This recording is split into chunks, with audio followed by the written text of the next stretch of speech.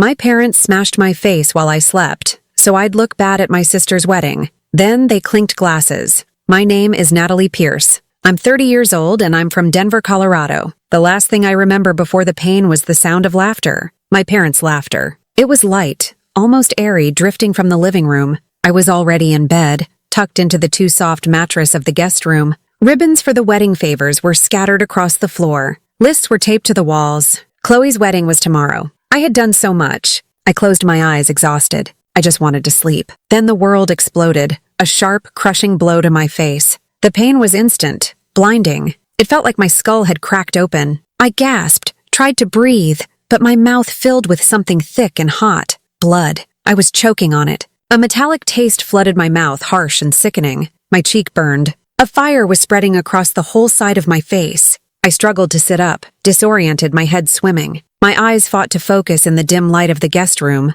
and there they were, my parents, standing over me, just a few feet from the bed. They were holding champagne glasses. The flutes glittered faintly in the dimness. Their faces were calm, almost too calm. There was a strange stillness about them. No shock, no panic, not even a trace of concern. Just a quiet satisfaction that chilled me to my core even more than the pain. My mother took a small sip of her champagne. Her gaze met mine. Her eyes were flat, cold. Her voice was smooth, like polished glass without a single tremor. "That's for trying to upstage your sister." She paused, then added, her voice dropping a little, "Now you'll know your place." My father, still holding the heavy silver vase that must have been the weapon, raised his glass. He didn't even look at me. He looked at my mother, his lips curved into a thin, tight smile. To peace and perfection, they clinked their glasses together. The sound was delicate, precise. It echoed in the silence of the room. A celebration. Over my bleeding face. Just like that, in that single, horrifying moment, I understood everything.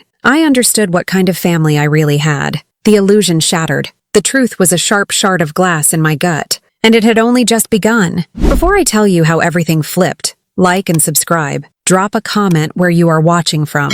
My name is Natalie Pierce, and my entire life was defined by a role I never auditioned for, but played to perfection, the dependable one. I was the family's stage manager, the quiet, efficient force working behind the scenes to make sure the star, my younger sister Chloe, always had her spotlight. It wasn't a role that came with applause or accolades. My reward was the smooth running of the family machine, a brief nod of approval, and the continued fragile peace of our household. It started so early I can barely remember a time before it. When I was 10, I won the district science fair. I came home breathless with excitement, my project on water filtration earning me a big blue ribbon. But the house was already buzzing. Chloe, then 8, had been cast as a tree in the school play. My mother was on the phone, her voice electric with pride, while my father was already planning a celebration dinner. My blue ribbon was met with a distracted, "That's nice, dear. Now can you help set the table for Chloe's big night?" I put my trophy on a shelf in my room and learned a critical lesson.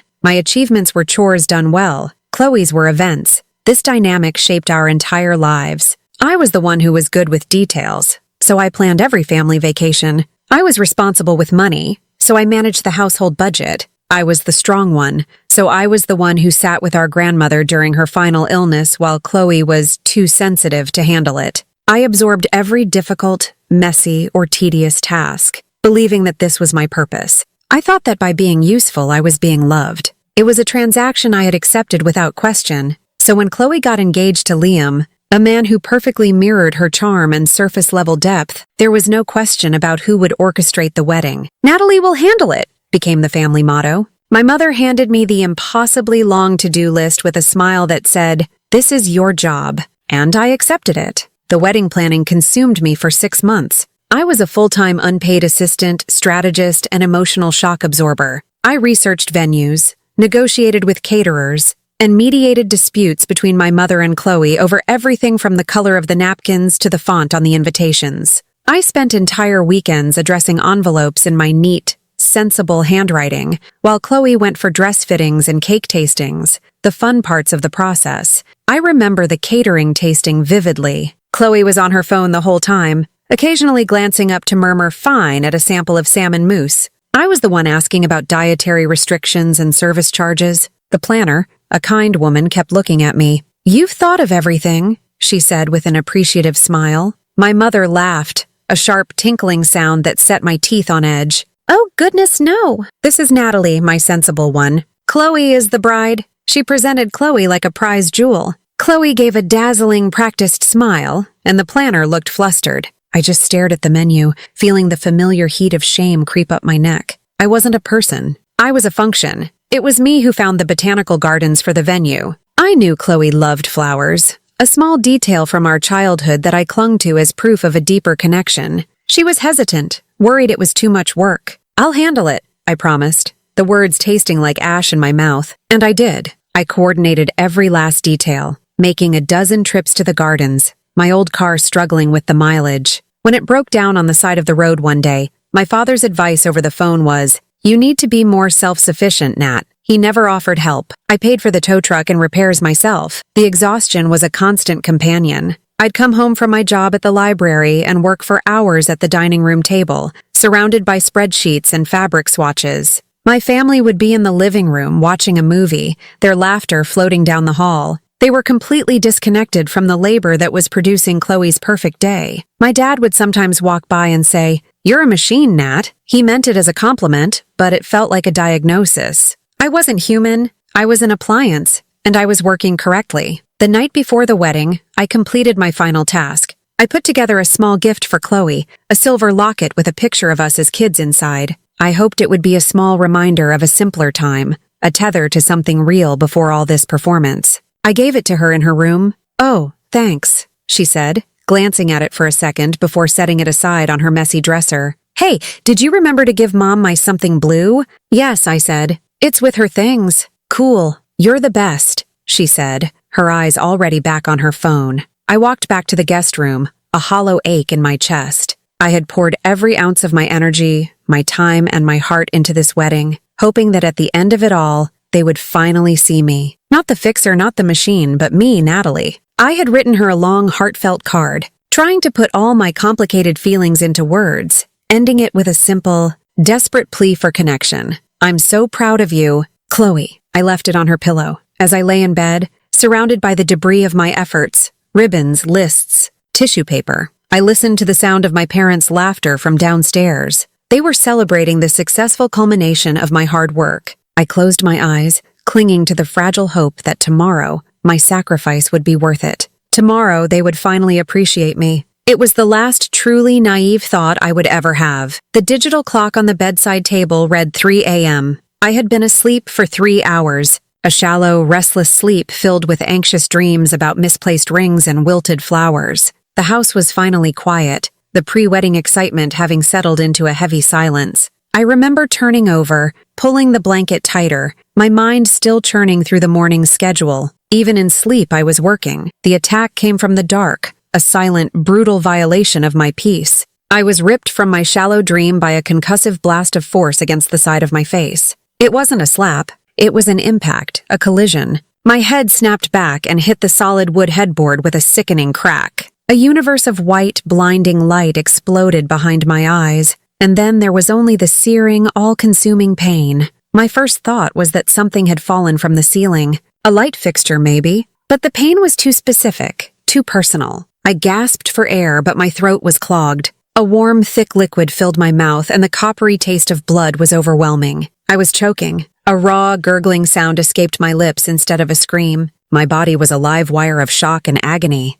When my vision cleared, swimming through tears and darkness, I saw them. My father was standing directly over me, his chest heaving slightly. His hand was wrapped around the neck of the heavy, sterling silver vase from the hallway. It was a monstrous, ornate thing, a family heirloom from my grandmother. A single, dark drop of my blood glistened on its polished surface. His face was not twisted with rage. It was set in a mask of cold, grim determination. He looked like a man completing a difficult but necessary task. Behind him stood my mother, a silent sentinel in her silk nightgown. Her arms were crossed, her expression placid. There was no horror in her eyes, no shock, just a quiet, unnerving stillness. She was watching, observing, as if this were a scene in a play she had helped direct. The reality of the situation crashed down on me with more force than the vase. This wasn't an accident. This was an ambush. My father's voice was a low growl, laced with the bitter scent of champagne. "You shouldn't have worn makeup to the rehearsal dinner," he sneered.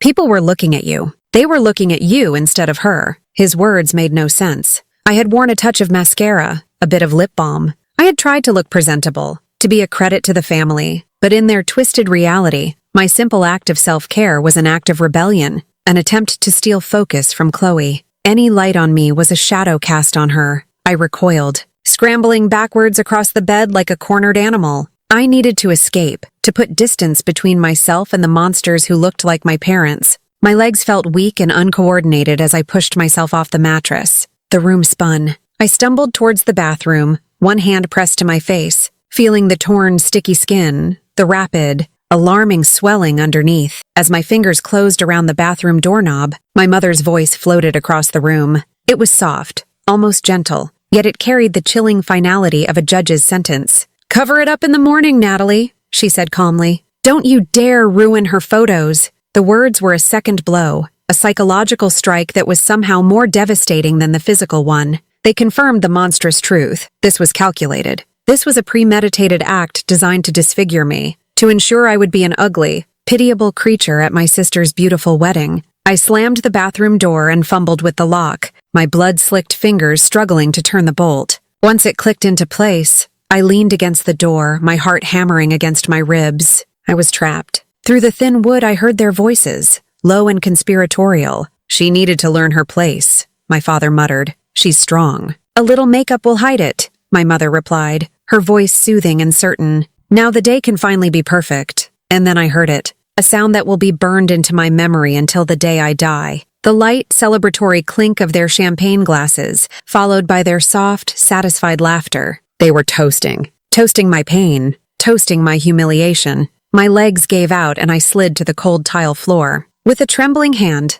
I reached up and flipped on the vanity lights. The bright, unforgiving glare revealed the full extent of the damage. The reflection was a horror show. A deep, jagged gash ran from my cheekbone to my jaw, oozing blood. The skin around it was already a swollen, grotesque landscape of purple and blue. My right eye was rapidly disappearing into a puffy slit. I crawled to the toilet and was violently sick, my body trying to expel the poison of their betrayal. When the retching subsided, I was left weak and shaking, huddled on the floor. I spent the rest of the night there, a prisoner in a tiny, sterile room. The physical pain was a constant, throbbing drumbeat, but it was nothing compared to the agony in my soul. The people who gave me life had tried to destroy my face, my identity, for the sake of a perfect party. The foundation of my world had crumbled, revealing a terrifying, rotten core. They didn't just favor my sister. They despised me enough to hurt me, to scar me, to ensure I knew I was worthless. And as the first light of dawn broke, I looked at my ruined reflection and understood my new role. I was the family's ugly secret,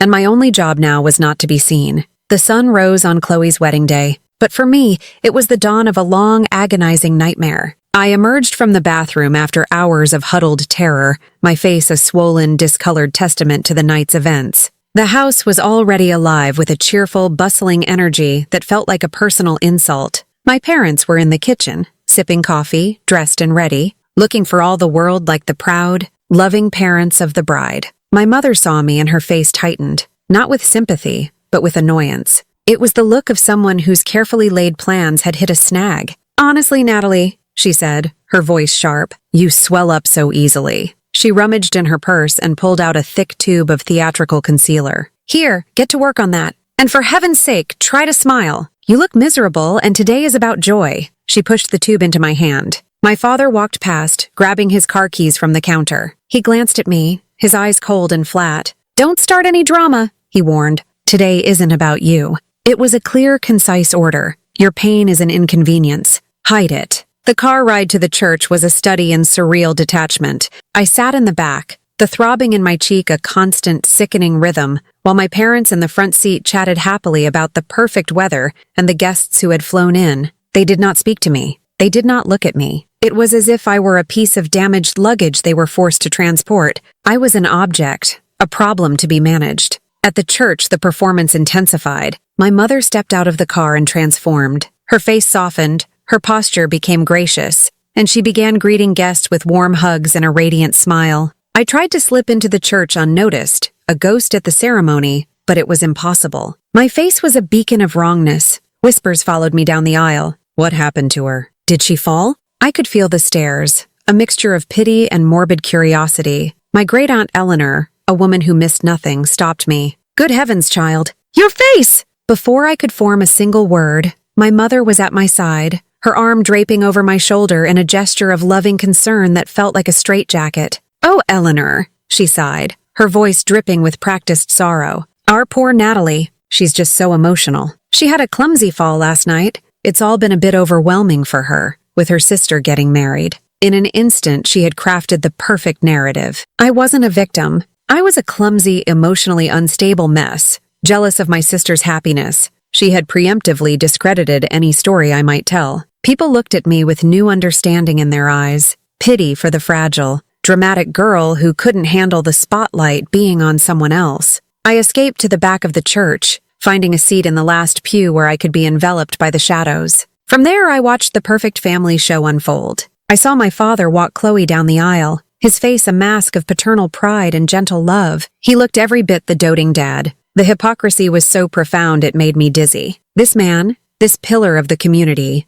had smashed my face with a silver vase less than 12 hours earlier. The priest spoke of love, family, and the sacred duty to protect one another. Each word was a dagger. The reception at the Botanical Gardens, the beautiful venue I had chosen and planned, was even worse. The sun shone, the music played, and everyone was smiling. It was a perfect picture, and I was the one ugly smudge, deliberately hidden away. I was seated at a table in the back, the table of misfit toys, with distant relatives and my parents' less important business associates. I couldn't eat. I couldn't speak. I sat in a fog of pain and alienation, while the people around me made awkward, polite conversation, their eyes flicking to my bruised face before quickly looking away. The toasts were the pinnacle of their monstrous charade. My father stood, his glass raised, his voice thick with fake emotion. He told a charming story about our childhood, then raised his glass. "To my two beautiful daughters," he boomed, his gaze sweeping across the head table,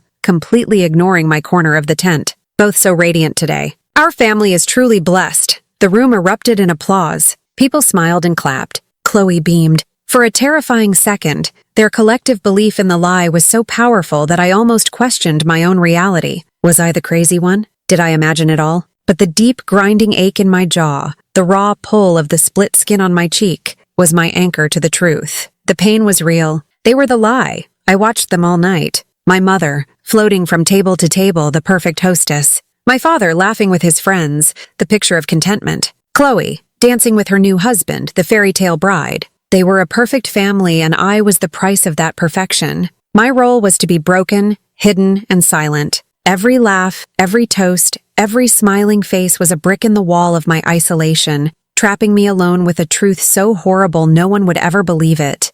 The reception devolved as the evening wore on. The carefully curated elegance gave way to drunken laughter and a thumping dance beat. The polite masks people had been wearing began to slip. I had retreated to a stone bench just outside the main tent, seeking refuge in the cool night air. The bass from the speakers vibrated through the ground, each beat a dull thud against my skull. I felt hollowed out, a spectator at my own life's demolition. That's when I saw Liam, Chloe's new husband, making his way toward me. He had a glass of whiskey in his hand and a look of strained politeness on his face. He was on a mission, sent by his bride. "Hey, Natalie," he said, crouching to my level. "Chloe's a bit worried about you. She feels like you're bringing the mood down. Maybe it would be best if you headed back to the house to get some rest." It was delivered as a gentle suggestion, an act of concern, but the message was brutally clear. "You are a problem. Your broken face is spoiling the party. Disappear." It was another command to make myself invisible, another confirmation that my pain was an inconvenience to their happiness.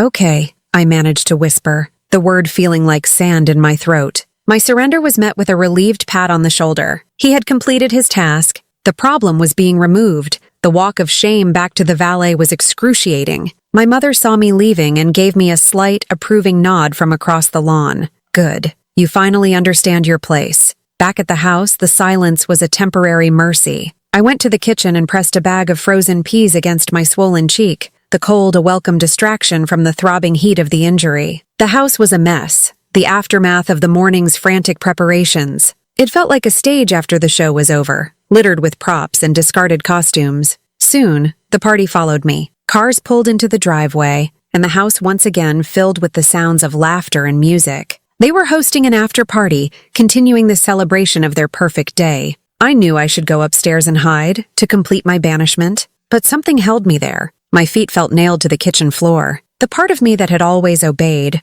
always retreated, was gone. I was drawn toward the living room, toward the sound of my father's booming voice. I stood in the shadows of the hallway listening. He was holding court with a small group of his closest friends, the inner circle of their social world. A real relief to have Chloe settled, my father said, his words slurred with expensive scotch. She's the easy one. A ray of sunshine. He took a long drink, then sighed dramatically. Natalie, well, she's always been a handful. So much drama. You see what we've been dealing with all day. Always has to make everything about her. His words were like acid. He wasn't just lying about what he'd done. He was actively rewriting my entire history to justify it. I was not the quiet fixer. I was the dramatic problem child. My pain was not a result of his violence. It was a character flaw. My mother's friend murmured sympathetically, "You both have been saints to put up with it." Saints. They were being praised for their patience in the face of my drama, the last tiny flicker of hope that maybe,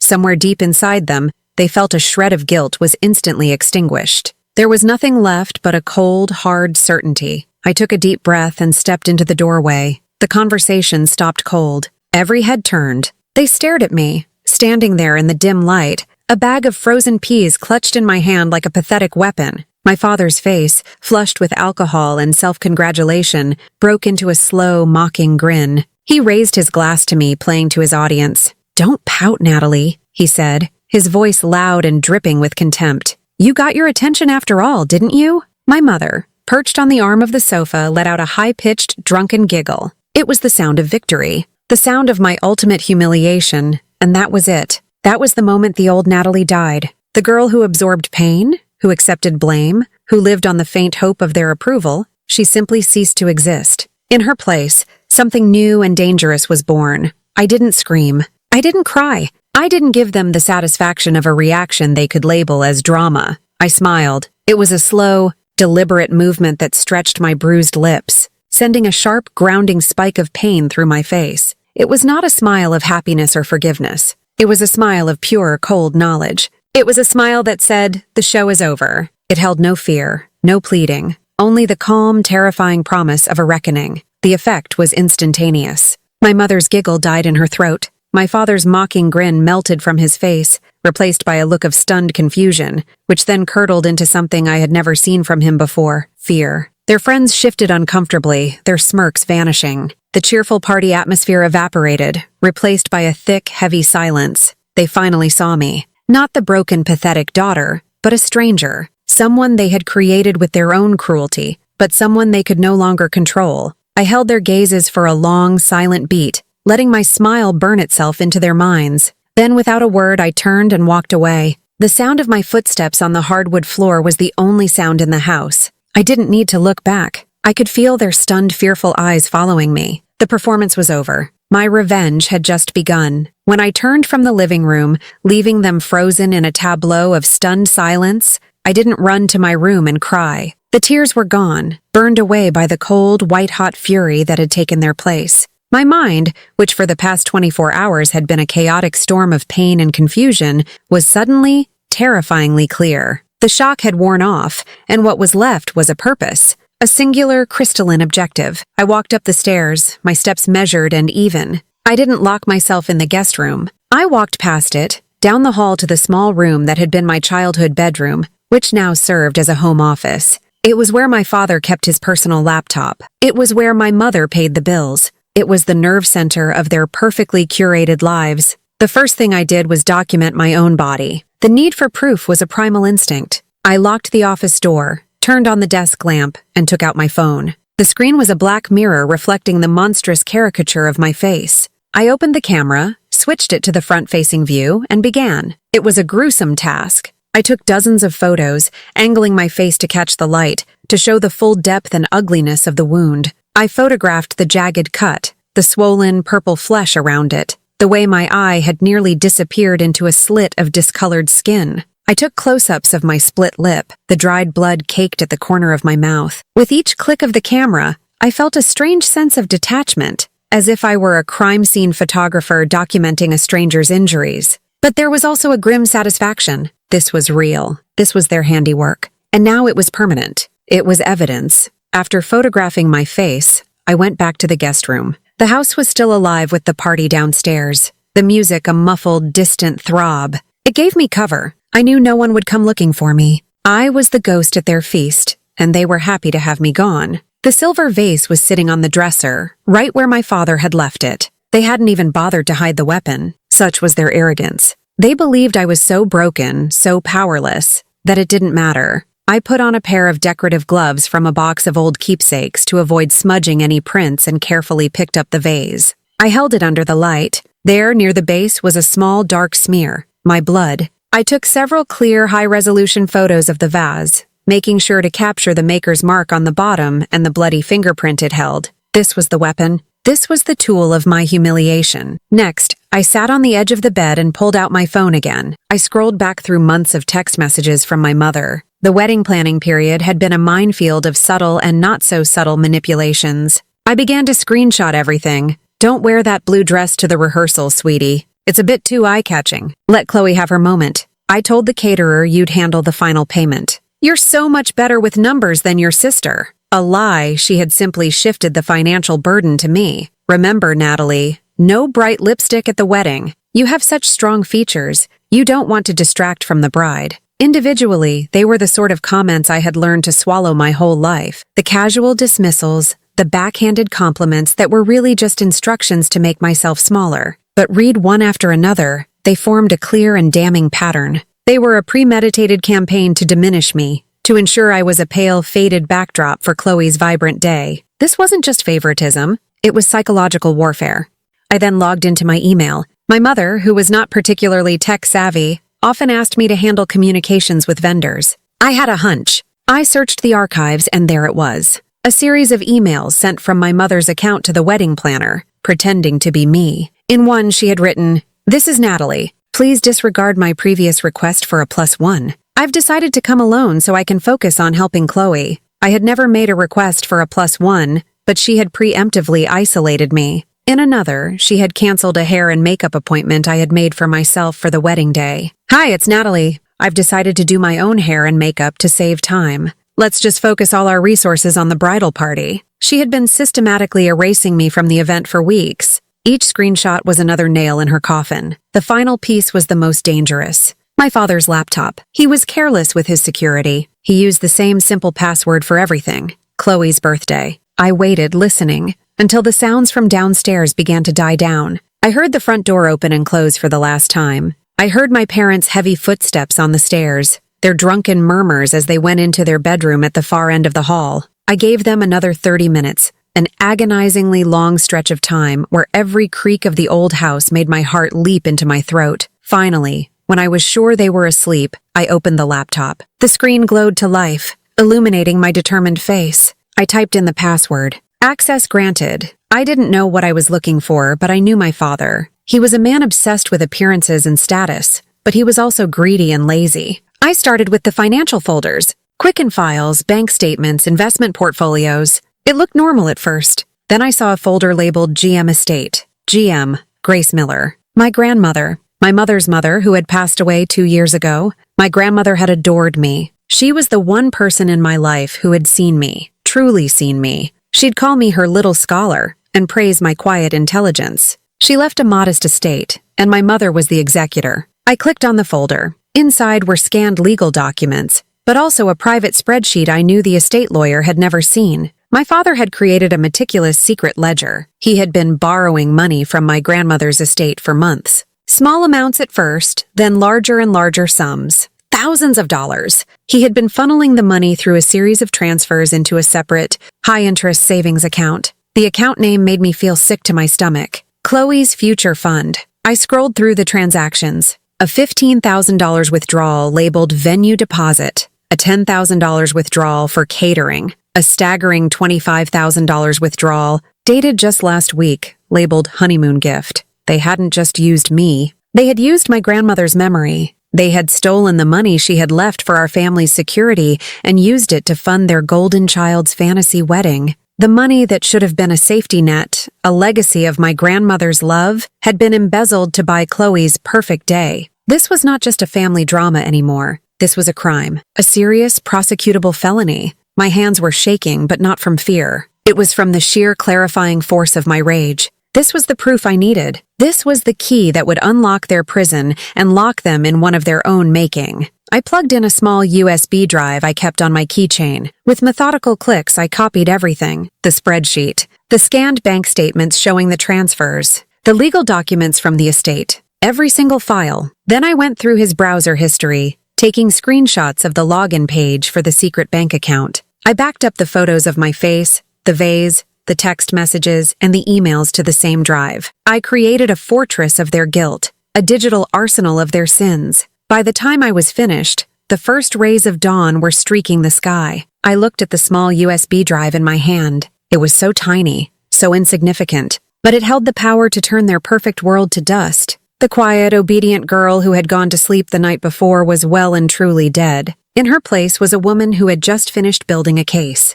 and she was ready to go to trial. I ejected the USB drive from the laptop, my movements precise and silent. I shut down the computer, wiped it clean of any fingerprints with the sleeve of my shirt, and placed it exactly where I had found it. I crept out of the office, my heart a steady, cold drum in my chest. Downstairs, the house was a wreck. Empty glasses and plates were strewn everywhere, the stale smell of champagne and cake hanging in the air. It was the aftermath of a perfect party, a perfect lie. I didn't bother to pack a bag. There was nothing in that house I wanted to keep, nothing that wasn't tainted by their deception. I grabbed my car keys from the hook by the door, slipped on my shoes, and walked out into the cool, gray morning. I didn't look back. I didn't drive aimlessly. I had a destination, the one place in the world that had always been my sanctuary, the small public library where I worked. It was closed, of course, but I had a key. I let myself in, the familiar smell of old paper and quiet solitude wrapping around me like a comforting blanket. This was my territory, a place of facts, of records,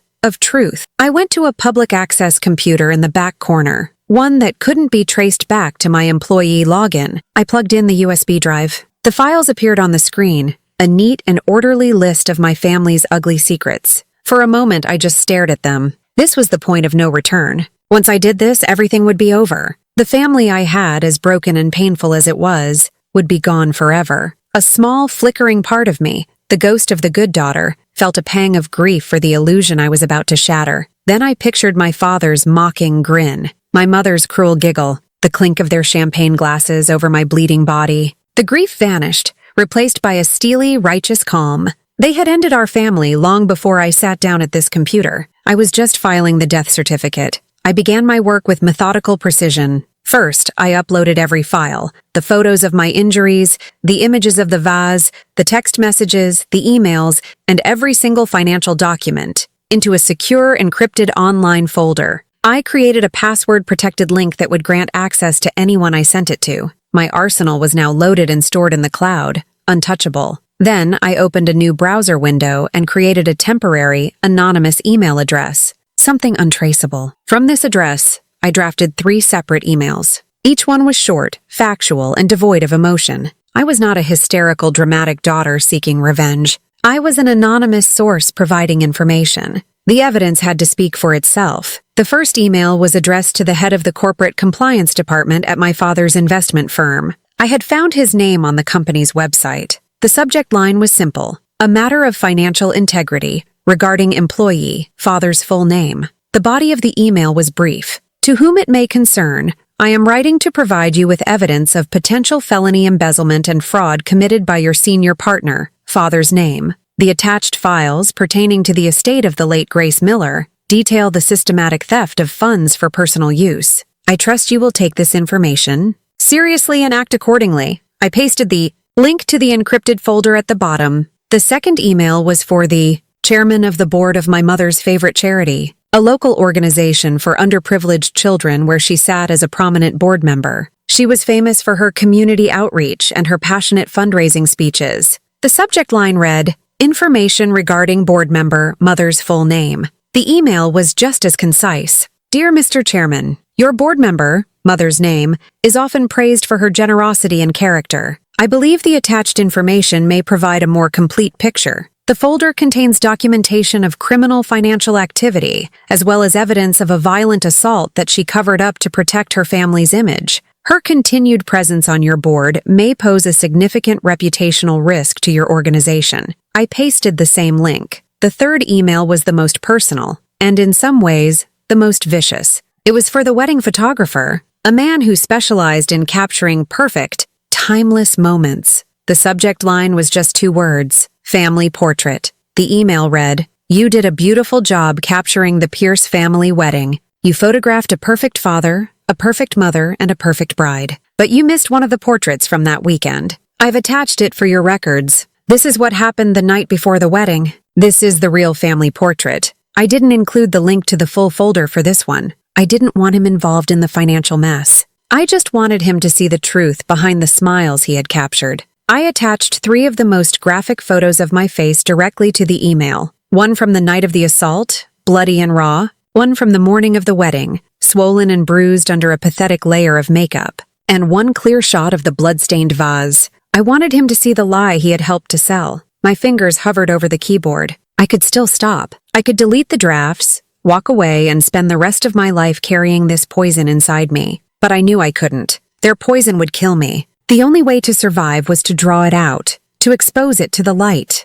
I took a deep, steadying breath and scheduled all 3 emails to be sent at exactly 9 a.m. It was now just after 7. The timing was deliberate. It would be the start of the business day. My father would be in his office. The charity board chairman would be reading his morning correspondence. The photographer would be reviewing the weekend's proofs. At 9 a.m., their perfect worlds would simultaneously and irrevocably implode. I logged out of the computer, wiped the keyboard and mouse, and walked out of the library into the rising sun. The world felt different, sharper. I felt a profound sense of lightness, as if I had just set down a weight I had been carrying my entire life. I hadn't screamed or cried or thrown a single punch. I had simply organized the truth and aimed it like a weapon. I found a small, quiet coffee shop a few blocks away. I ordered a black coffee and sat by the window, watching the city come to life. I was calm. I was ready. They had wanted perfection. They had sacrificed their own daughter for the sake of a perfect image. At 9 a.m.,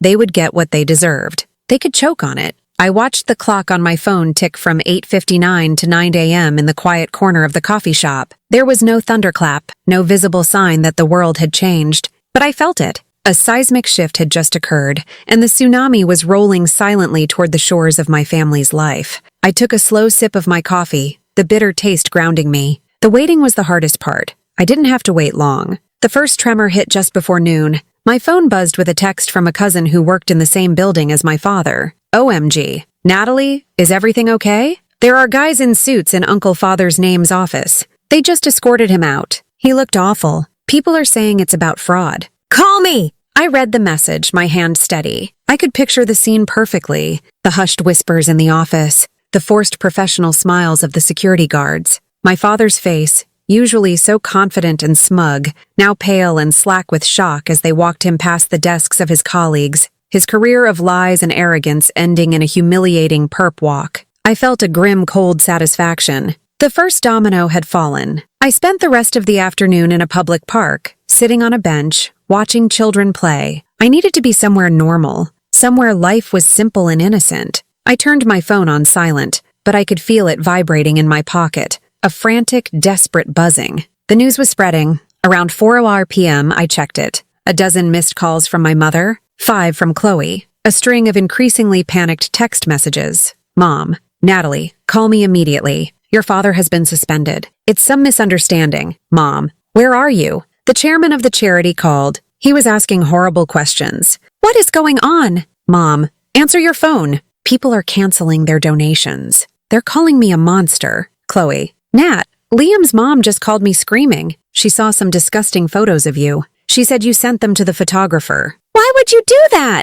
You're ruining my honeymoon. Chloe, she said something about Dad stealing money. This is your fault. You're just jealous and you're trying to destroy my happiness. Their words no longer had the power to hurt me. Their accusations were the frantic squeals of cornered rats. They couldn't comprehend that this was a consequence of their own actions. In their minds, I was still the villain, the dramatic one causing problems. They were incapable of seeing the truth. I ignored their messages and turned my attention to a local news website. A small article had already been posted. Prominent Denver investment partner suspended amid fraud allegations. It was a short, professional piece, but it was enough. The story was public. The mask was ripped off. The Pierce family legacy, as my father loved to call it, was now a public disgrace. The final decisive blow came that evening. As I was walking back to my car, my phone rang. It was an unknown number. I hesitated, then answered. Hello? It was Liam's mother. Her voice was ice. I don't know what kind of sick, criminal family my son has married into,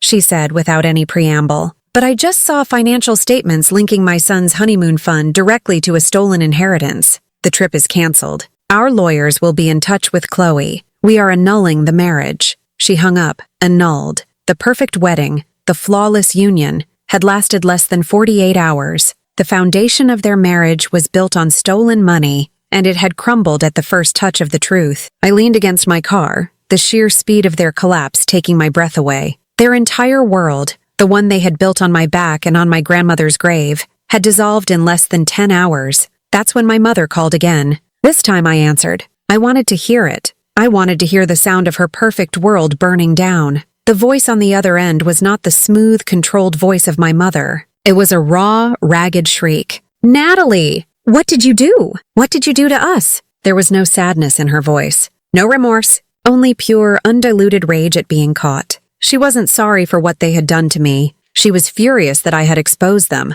I held the phone away from my ear, letting her scream. When she finally paused to take a breath, I spoke. My voice was quiet, calm, and steady. It was the quietest thing in the world, but it carried more power than all her screeching. I didn't do anything to you, Mom, I said. I just showed them who you are. There was a moment of stunned silence on the other end of the line. She had no answer for that. The truth was a wall she couldn't break through with her anger. You ungrateful little, she sputtered, but I didn't wait to hear the rest. I pressed the red icon on the screen, ending the call. Then, with a simple, deliberate tap, I blocked her number. I blocked my father's number. I blocked Chloe's number. The buzzing in my pocket stopped. Silence. The storm was over. The false idols had fallen, and they had fallen hard. I stood there in the quiet parking lot as darkness fell, and for the first time in my entire life, I felt the profound, unshakable peace of a war finally won. I hadn't destroyed them with anger or violence. I had destroyed them with their own truth, and in the ruins of their lies, I was finally, completely free. The silence that followed the blocking of their numbers was the most profound quiet I had ever known. It wasn't just an absence of noise. It was an absence of fear, of obligation, of the constant low-level anxiety that had been the background music of my entire life. In that silence, I could finally hear my own thoughts. And the first thought was, get out. I didn't go back to the house. I drove to a cheap motel on the outskirts of the city and paid for a room in cash. That night, I slept for 12 hours. A deep, dreamless sleep, the kind of restorative rest I hadn't had in years. When I woke up, the bruises on my face were still there, a painful, ugly map of my last days with my family. But for the first time, when I looked in the mirror, I didn't see a victim. I saw a survivor. There was only one person I wanted to talk to, my friend Erin. We had been friends since college, and she was the one person who had always seen through my family's perfect facade. She lived in Boulder, working in a small, independent bookstore she had inherited from her aunt. I called her, Erin? My voice was a little shaky. Nat? Oh my God, where have you been? I heard some crazy things are going on with your family. I took a deep breath. It's a long story, Erin. A really long story. Do you need a place to go? She asked immediately. No judgment, no hesitation, just pure, simple friendship. Tears filled my eyes, the first tears I had shed since the assault. But these were not tears of pain. They were tears of gratitude. Yes, I whispered. I really do. I have a small guest house behind the bookstore, she said. It's tiny, but it's quiet. And it's yours for as long as you need it. Just get here. An hour later, I was on the highway, driving west toward the mountains toward Boulder. I had nothing with me but the clothes on my back, my phone, and the car my parents had technically owned, but I had always paid for. I felt impossibly light. Every mile I put between myself and Denver felt like a year of toxic history falling away. Erin's guest house was exactly what she had described. A tiny, cozy cottage tucked behind a charming, slightly chaotic bookstore called The Reading Nook. It was one room with a small kitchen and a bathroom, with a window that looked out onto a small garden. It was the safest place I had ever been. The first few weeks were a blur of healing. Erin was a miracle. She never pushed me to talk, but she was always there to listen. She would leave food on my doorstep, bring me stacks of books, and sit with me in the garden in the evenings. talking about everything and nothing. She was the sister I should have had, the family I had always deserved. Slowly, I began to piece together a new life. Aaron gave me a part-time job at the bookstore, stocking shelves and working the register. It was quiet, peaceful work. I loved the smell of old books, the gentle murmur of customers, the simple, tangible satisfaction of putting a story into someone's hands. It was the opposite of the high-stakes, high-pressure world of image and status my parents had worshipped. The physical bruises on my face faded. Each morning I would look in the mirror and see a little more of myself returning. The angry purple softened to a sickly yellow-green, then to a faint shadow, and then, finally, it was gone. My skin was clear. My face was my own again. But I didn't want to forget. I printed out one of the photos I had taken that night, the most graphic one, the one that showed the raw, bloody truth, and I tucked it away in a small wooden box. I didn't keep it out of hate or a desire for revenge. I kept it as a reminder of what I had survived, a reminder of what happens when you silence your own pain for the comfort of others.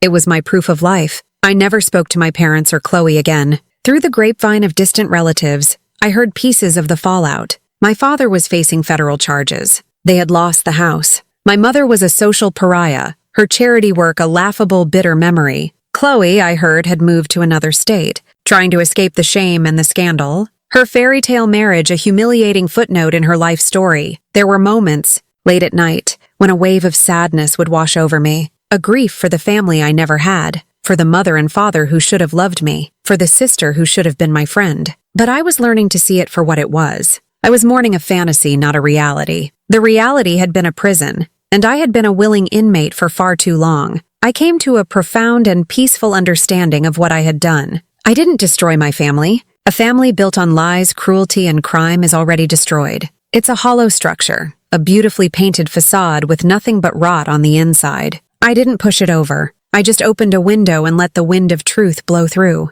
The collapse was their own doing. I was not the destroyer, I was the revealer. My new life was small and quiet and profoundly real. I woke up each morning to the sound of birds, not the dread of walking on eggshells. I drank coffee on my little porch.